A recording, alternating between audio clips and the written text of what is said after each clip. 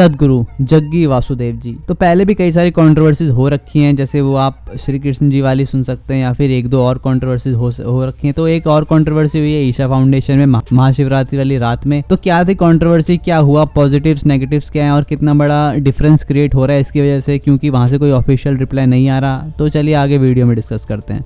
तो वैसे अगर पॉजिटिव बात देखें तो बहुत सारी आपको देखने को मिल जाएगी। For example Kaveri calling, save soil, और अगर महाशिवरात्रि पे आज कोई यूथ जो है व्रत रख रहा है या फिर जाप कर रहा है, पूरी रात जागृत रह रहा है, तो सदगुरु जी का बहुत ही ज़्यादा बड़ा योगदान है उसके अंदर।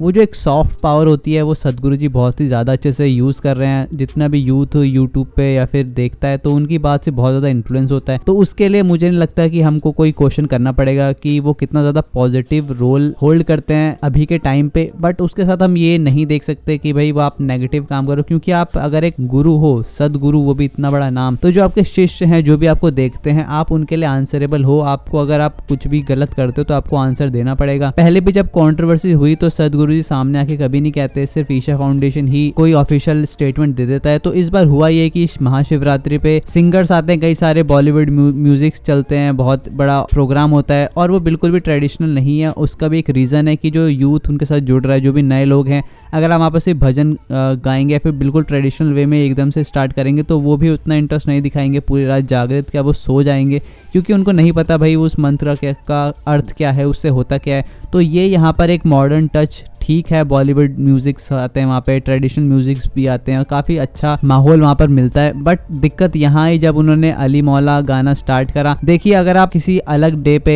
अगर कुछ है वहाँ पर आप ईशा फाउंडेशन कोई फंक्शन कराता है थोड़े छोटे स्केल पे, तो वो भी गलत है, बट चलिए चलता है। बट ये महाशिवरात्रि है, हिंदुओं के लिए अभी लोगों को पता लगा कि इस रात का कितना बड़ा महत्व है। महाशिवरात्रि वैसे भी जब लोगों को नहीं पता था फिर भी एक बहुत ही बड़ा पर्व था, लोग एटलीस्ट इस पे व्रत रखते हैं, मंदिर जाते हैं। तो ऐसे दिन पे ये काम करना बहुत ही ज्यादा नेगेटिव इन्फ्लुएंस देता है। इसका कोई भी वैलिड रीजन नहीं है कि भाई वो गाना आप वहां पर क्यों चला रहे हैं। ये जो है कई सालों से होता आया है कि हम लोग उनको अट्रैक्ट करने के लिए काम करते रहते कि आप आइए। मतलब मंदिरों में भी नमाज पहले होती थी, अब आजकल तो गुरुद्वारों में भी नमाज होती है।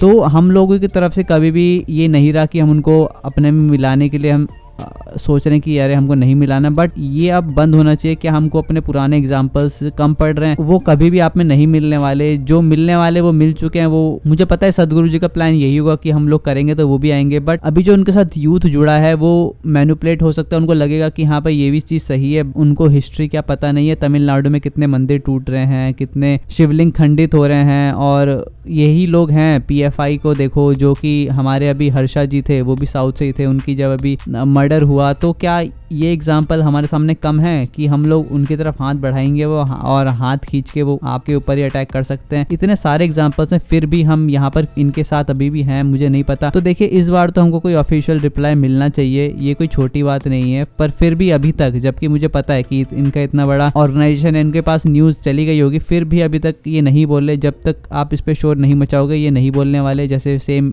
पिछले कृष्णा जी वाले इशू पे हुआ था, जहाँ पर इन्होंने शायद कुछ माता को लवर वगैरह कुछ बताया था, तो उस वक्त भी मैंने नहीं बोला कि चलो कुछ उनका मिस इंटरप्रेट हुआ होगा, चलो ठीक है। बट ये तो बहुत ही ज़्यादा बड़ी दिक्कत है, तो हमको अब कुछ ना कुछ ऑफिशियल रिप्लाई चाहिए। और मैं भी रिप्लाई एज अ हेटर नहीं बोल रहा, एज अ, क्योंकि अगर आपने अपना नाम सदगुरु रखा है और हम आपको अपना गुरु मान के आपसे सीख रहे हैं, तो आपकी ड्यूटी है कि अगर हम कोई क्वेश्चन करें तो आप उसका रिप्लाई करो। ये गुरु और शिष्य के बीच में एक सिंपल सी अंडरस्टैंडिंग होनी चाहिए। बट फिर भी मैं बोलूंगा कि हमको उनको गाली नहीं देनी चाहिए। मुझे पता है वो नेगेटिव इन्फ्लुएंस कर रहे हैं कई चीज़ों में, फिर भी हमको उनकी बहुत ज़्यादा नीड है। अभी हमारे पास पावर कम है और जितने लोग हैं हमको उनकी रिस्पेक्ट करनी चाहिए। और ये भी हो सकता है कि सदगुरु जी कोई मैनेजमेंट की टीम तो है नहीं कि वो सबको हायर करते हो कि आप आइए आप गाइए। इनकी पूरी मैनेजिंग टीम होती है। हमको देखना होगा कि जो उनकी मैनेजिंग टीम है उसके अंदर तो कोई नेगेटिव इन्फ्लुएंस नहीं है जो कि शैतानी कर रहा हूँ बैठ के। सदगुरु जी को अभी तक ऐसा कुछ पता ना हो कि भाई ऐसा हुआ भी है, क्योंकि भाई हम लोग ऐसे हर चीज़ एज्यूम नहीं कर सकते। तो हमको कोई ना कोई ऑफिशियल रिप्लाई चाहिए और हम बिना ऑफिशियल रिप्लाई के इस बार रुकने वाले नहीं है। तो आपको क्या लगा